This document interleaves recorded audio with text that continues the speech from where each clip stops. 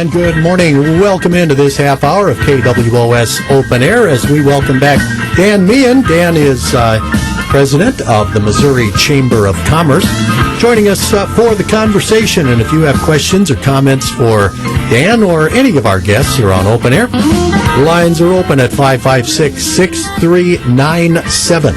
That's 556 News for Open Air on News Radio 950 KWOS.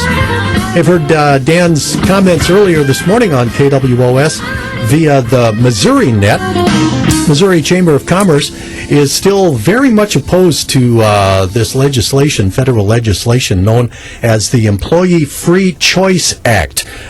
This, despite some apparent compromises, the deal would now do away with a clause eliminating the need for secret ballot elections during union organizing efforts. But the Missouri Chamber still remains opposed to this, and Dan is here to talk a little bit about why they are opposed to that and talk about other business-related topics as far as federal legislation goes. Dan, good morning. Welcome back. Good morning, Warren. It's great to be here. Did I read you right? You're still very much opposed to this Employee Free Choice Act, right? Loud and clear. As we said in our statement last week, nothing has changed. This is still a threat to employers. It's a threat to the American economy, and Missouri is no exception.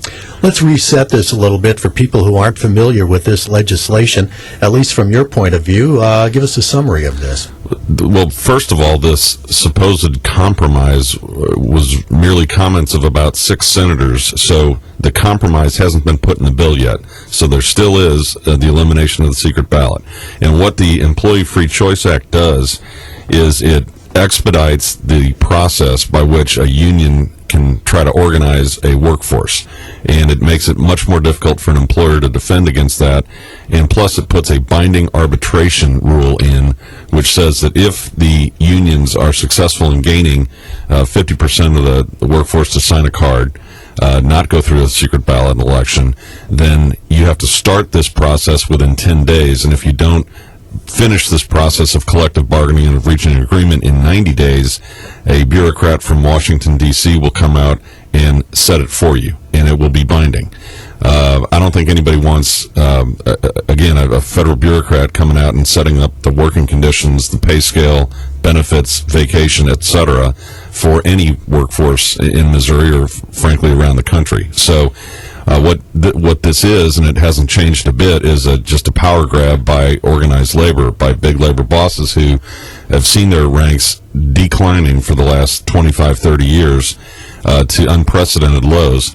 But now they've got a president who relied on them to get them elected, and a large majority in Congress of Democrats who depended on that labor money for their contributions to get elected, and this is the payback. Organized labor has said so abundantly. So the payback's coming. It's a question of whether we can stop this in its tracks, which is why we're putting pressure on our congressional delegation to realize it for what it is, and just an absolute power grab where it's not needed. If a workforce tries to organize into a collective bargaining unit, they're successful over 60% of the time. So that realize it for what it is. It's all about the money, and when the labor union's ranks are depleting or declining like they are, the money coming into the coffers declines as well. So that's what this is about. It's to try to return to power for labor. What about the union's point of view, where they're saying, look, that we've got job cuts in this country, we've got pay cuts, we've got to take care of our people here? The system will take care of the people.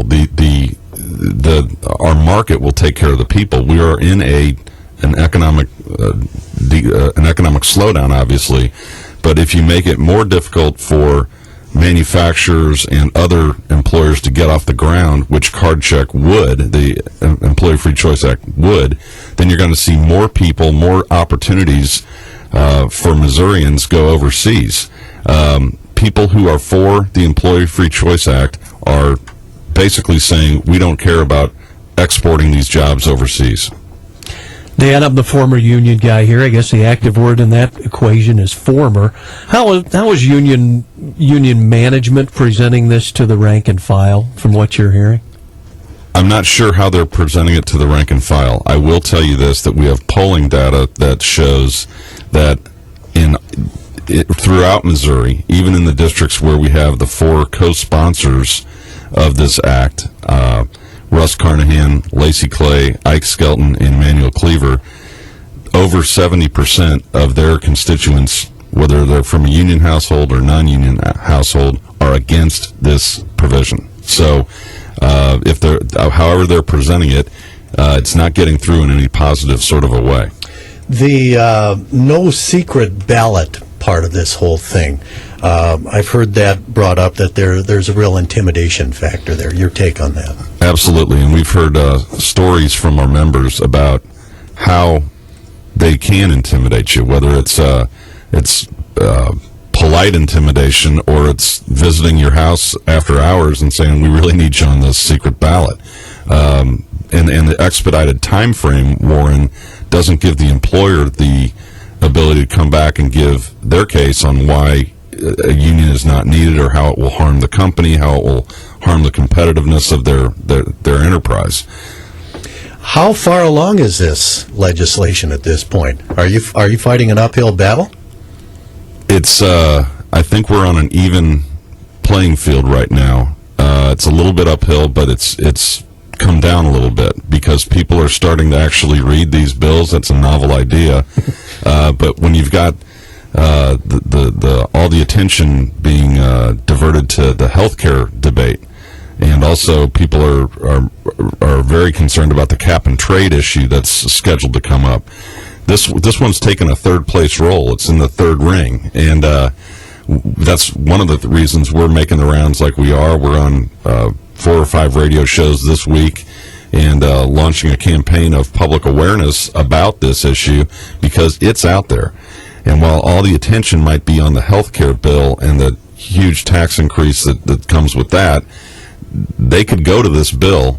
We expect them to do it after the August recess, but they could go to this bill pretty quickly or late at night like they've done before. But those 3 issues indicate where this Congress is as opposed to where the people who elected them are. And frankly, our view is they're a little bit out of control, and they're a little out of touch with their constituency. I'm sure any business types out there who have ever dealt with the NLRB on any kind of arbitration thing, even in conservative times, fight an uphill battle, have a challenge there. And I think it's probably a safe presumption to say, with a more liberal administration in, that sort of channels down, doesn't it? You're absolutely right. The NLRB or the OSHA person, or pick the person. I'm from the government. I'm here to help. When they show up, it's not a happy day.